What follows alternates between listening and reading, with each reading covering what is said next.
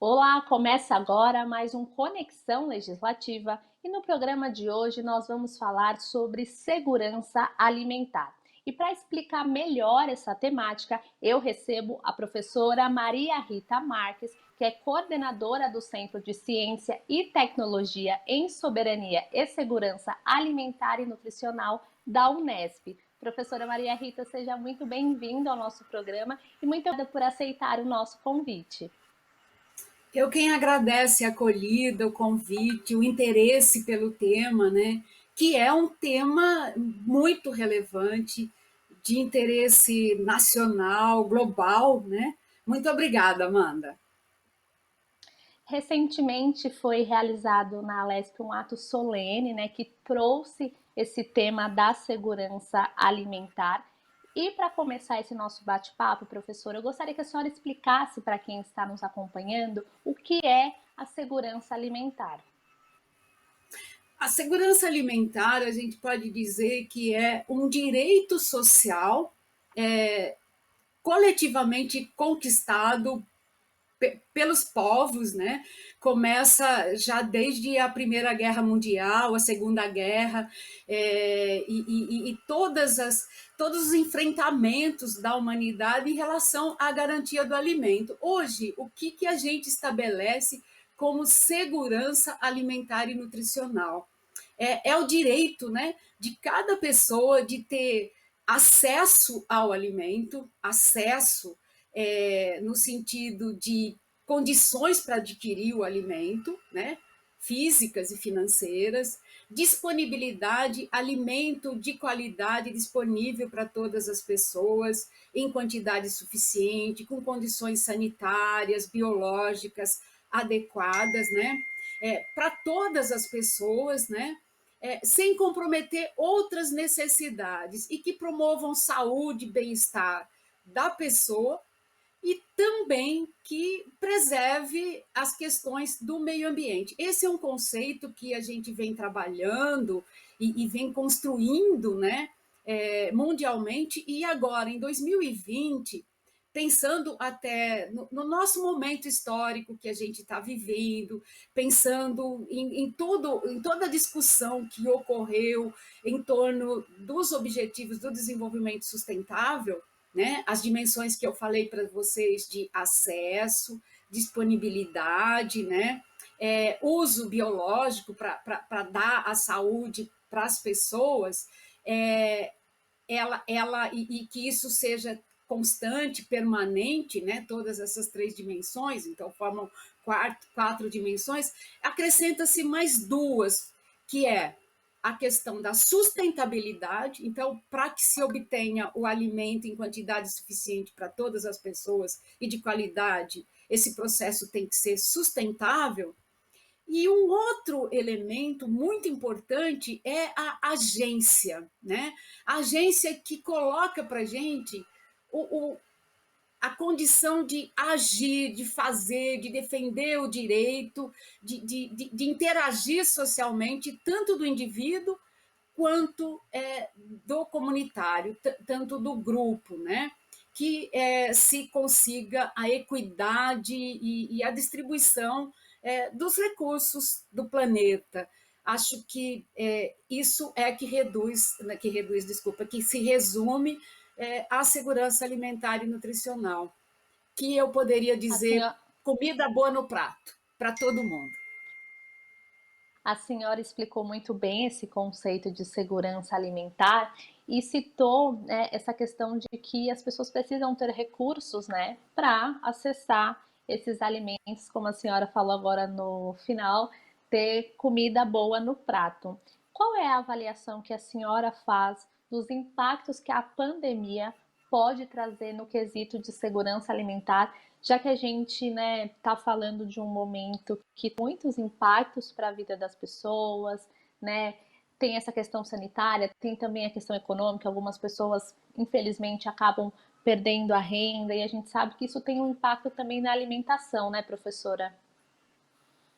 Sim, vidas contam muito, não é verdade? Né? E a gente quer viver e quer viver bem, né? A gente quer saúde e bem-estar para todas as pessoas. A pandemia, ela gerou situações complexas, né? No sentido de que as pessoas estão perdendo o emprego e elas não estão conseguindo adquirir alimentos. Ao mesmo tempo, os preços dos alimentos têm sido um dos componentes mais importantes, né, da própria inflação que a gente está vivendo. O alimento tem sido um item muito inflacionado, né? A gente tem que pensar também em como é que nós estamos vivendo confinados, qual é a relação que a gente tem com o alimento. Então, a pandemia, ela coloca o alimento e todo o sistema alimentar, né? Desde a produção, transformação, comercialização, consumo desse alimento, a saúde e o bem-estar gerado para o alimento, ela coloca no centro, né? Para que a gente consiga garantir vida e bem-estar para todas as pessoas, né? A pessoa pode não estar submetida, né? Não ter contraído o vírus, né? Mas a gente também sabe que eu vi um estudo agora, né, da CELAC, da FAO, mostrando que aqui na América Latina, isso inclui o Brasil, talvez o Brasil era um dos países assim que tinha conseguido sair do mapa da fome. A pandemia atrasou, né, nós perdemos 40 anos, né, em relação às conquistas para a saúde, bem-estar, acesso ao alimento de todas as pessoas. Nós temos que voltar o relógio 40 anos e começar de novo. A gente precisa de estratégias mais, né, que coloquem um pouco mais de velocidade. A gente não quer levar 40 anos para voltar em 2016, 2000. Vamos dizer assim, nós não precisamos de 40 anos para voltar em 2014, quando a gente saiu do mapa da fome. Queria que a senhora falasse um pouquinho sobre o Sistema Nacional de Segurança Alimentar e Nutricional, contasse um pouco para quem está nos acompanhando o que é o CISAM e quais são as contribuições que traz para essa discussão da segurança alimentar e, mais do que isso, né, para permitir que as pessoas de fato tenham acesso a esse direito. Assim, você estava falando e eu imaginei assim uma figura, né? Eu imaginei uma arma potente para correr, né? Um carro muito veloz para a gente passar rapidamente esses 40 anos e que está trancado na garagem, né? Então, o CISAM é esse carro para a gente correr, né, na velocidade quase que da luz, para a gente passar rápido 40 anos e voltar nos 2014 com muita rapidez. E é um carro trancado na garagem em muitas situações, né? Porque o Sistema Nacional de Segurança Alimentar e Nutricional é uma estratégia, né? Uma estratégia de gestão pública muito bem pensada, com uma participação social muito grande, onde você tem uma estratégia de governança para identificar as necessidades, para propor soluções e para implementar e avaliar essas soluções, né? Então, com a participação da sociedade civil, do poder público, com previsão orçamentária dentro do plano de gestão do município, do estado ou nacional, prever as ações necessárias, executar, avaliar, reavaliar. Então, é uma forma, né, muito bem estruturada, onde você tem um conselho de segurança alimentar e nutricional, pessoas da sociedade civil, de diferentes segmentos sociais, do poder público, de diferentes setores, que acompanham essa política, que levantam as necessidades de cada território, desde o território da comunidade até o nacional. Um sistema, né, uma câmara intersetorial, onde o gestor em cada nível de governo, discute essas questões e propõe os programas, políticas, ações, coloca em prática e tem também, né, todo o sistema de avaliação em contato direto com esse conselho, né? Então, o CISAM, o Sistema Nacional de Segurança Alimentar e Nutricional, ele tem dois pilares muito fundamentais. A participação social, através dos conselhos, e a intersetorialidade, através dessas câmaras intersetoriais de segurança alimentar e nutricional. Tem as conferências de segurança alimentar e nutricional, onde se avalia o que foi feito, se propõe novas estratégias, né? E conta também com a participação da iniciativa privada, das universidades. Quer dizer, é uma ação multi-atores para resolver a questão da segurança alimentar e nutricional. A senhora citou essa questão multi-atores, né? O que precisa ser analisado, pensado para que essa questão, né, da dificuldade de acesso à alimentação ou até a dificuldade de acesso aos alimentos adequados possa de fato ser solucionada, né? Quais são os aspectos que precisam ser levados em conta, já que a gente sabe, né, professora, que não é uma questão que tem a ver, que na verdade traz outras questões ali junto, né? O que precisa ser levado em conta? Eu volto nos pilares do CISAM. Eu volto na participação social e eu volto na intersetorialidade. Então, aqui a gente está colocando, bom, quem deve ser chamado nessa roda, né? Nessa roda, todos devem ser chamados. E me parece que é muito importante que se faça um pacto social onde a gente tenha uma efetiva participação da sociedade civil, e para que a sociedade civil, eu volto lá na agência, né? Para que a sociedade civil participe, é preciso que a sociedade civil se organize, que a sociedade civil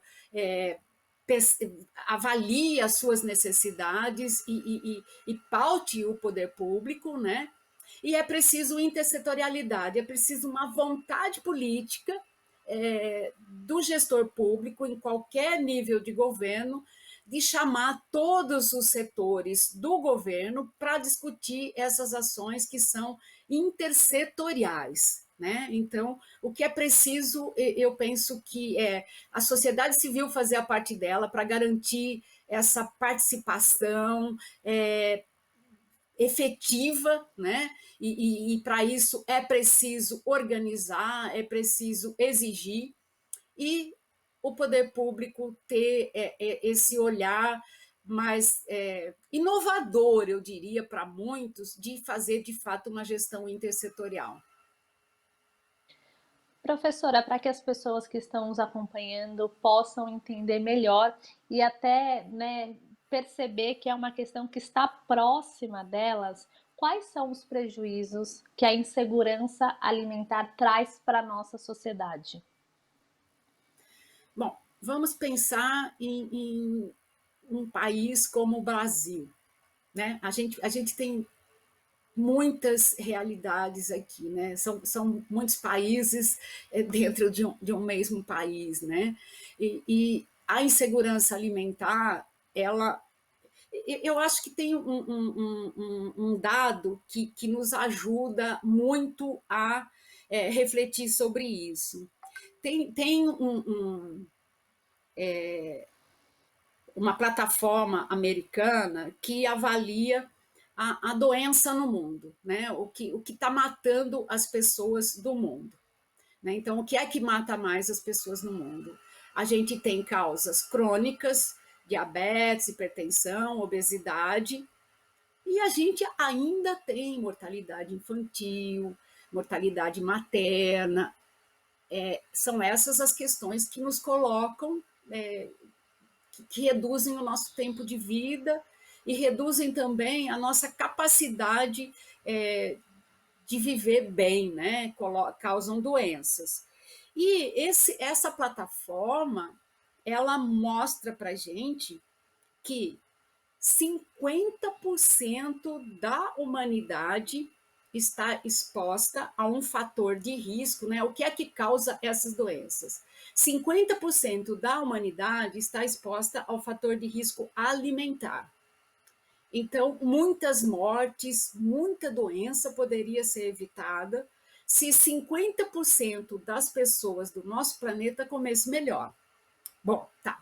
E comer melhor como? Ter alimento de qualidade, fazer boas escolhas alimentares, transformar o sistema alimentar que produz alimento para que se produzam alimentos de qualidade, para que quem produz alimento tenha vida digna no campo, né? Então, essas são as ações ligadas à questão do alimento.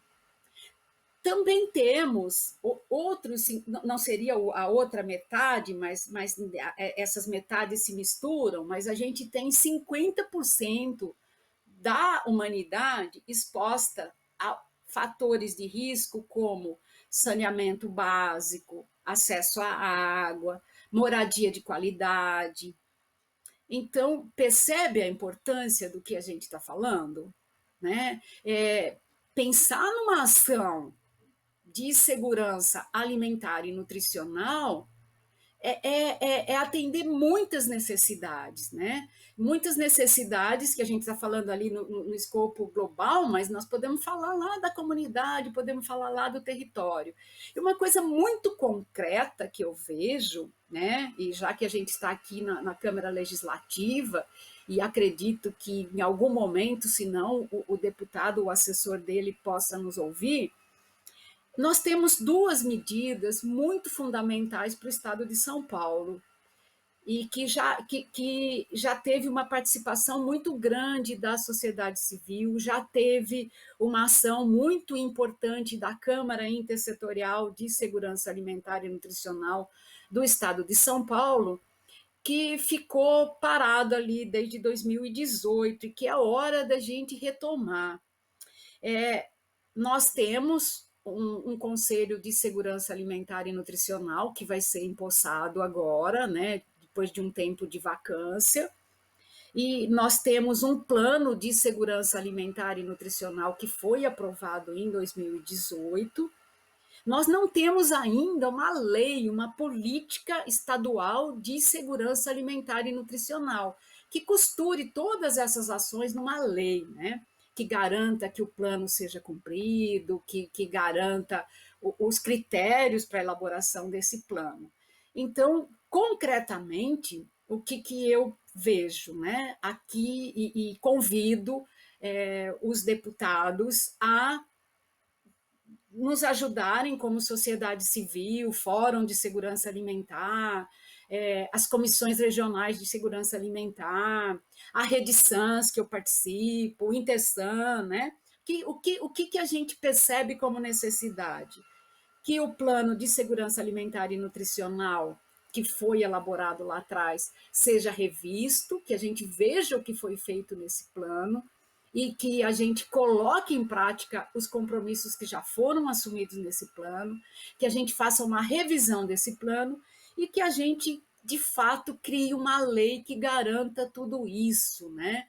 Que a gente crie uma política de Estado de segurança alimentar e nutricional. Eu acho que é esse o apelo que eu trago, né?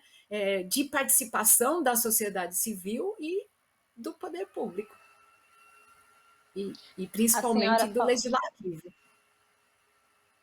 a senhora falou dessa questão, né, de que a segurança alimentar ela está envolvida com outros aspectos. Então, o acesso à água, ao saneamento básico, à moradia digna e o quanto isso, professora, pode nos ajudar a evoluir como sociedade, né? Porque são questões que infelizmente ainda atingem uma grande parcela das pessoas, não só a falta do alimento, mas também, como a senhora pontuou, dessas outras questões, o quanto, né, pensar nessas políticas públicas, como a senhora exemplificou, e o quanto colocá-las em prática pode nos ajudar a evoluir como sociedade e também a socorrer essas pessoas que têm esse direito, mas que acabam não tendo acesso.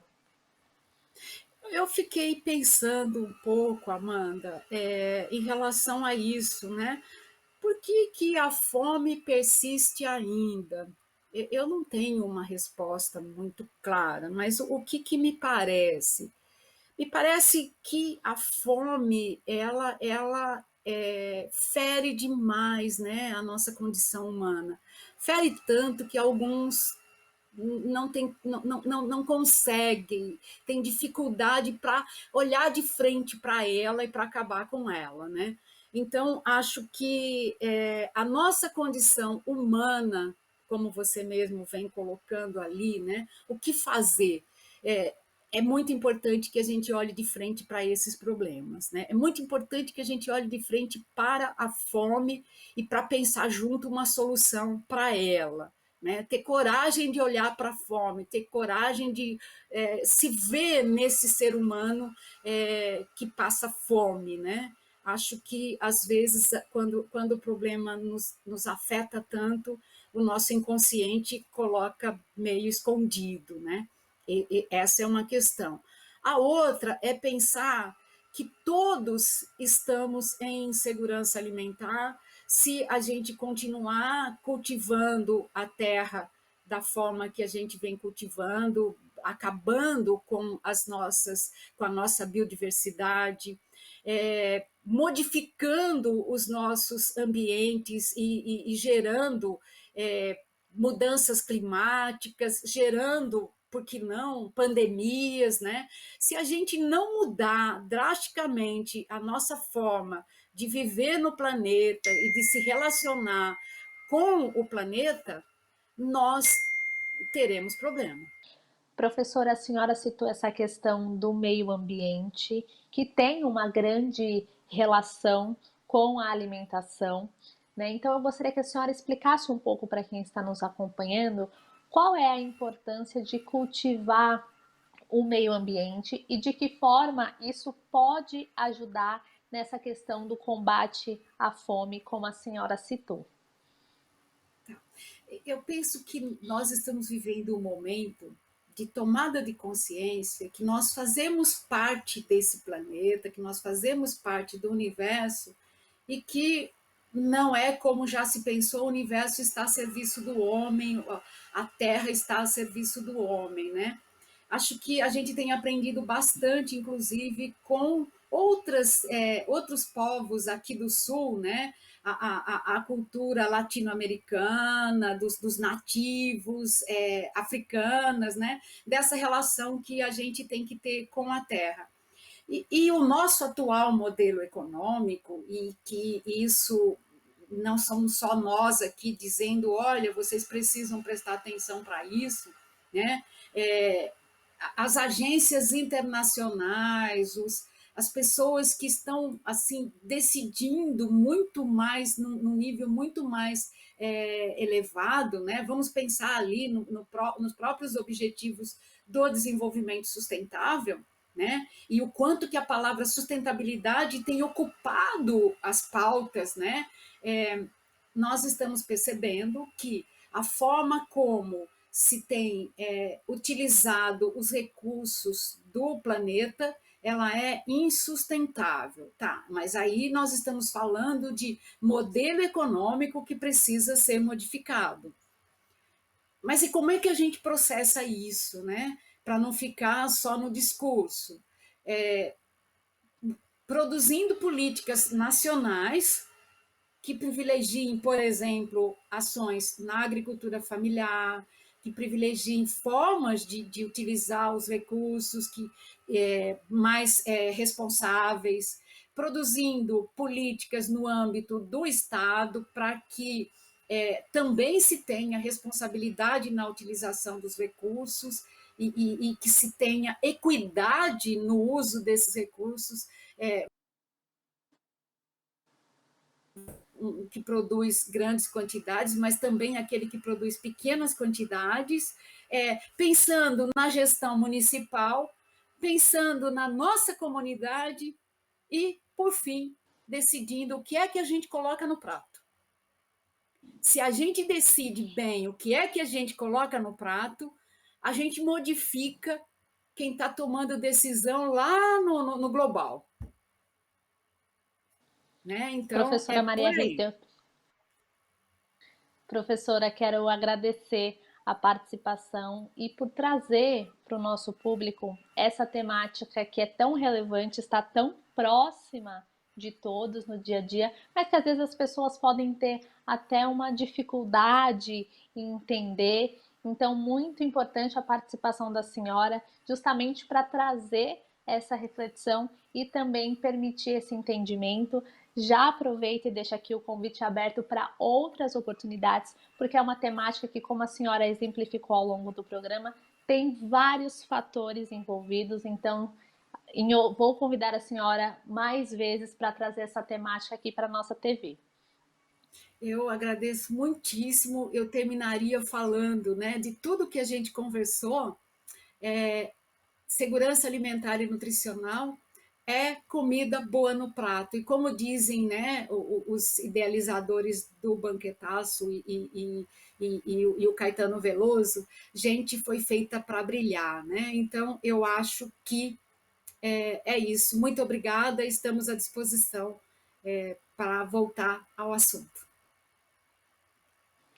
Esse foi o Conexão Legislativa de hoje, falando sobre políticas públicas e segurança alimentar. Você pode acompanhar todos os conteúdos produzidos pela Rede Alesp acessando o nosso canal no YouTube. Muito obrigada pela companhia e até o próximo programa.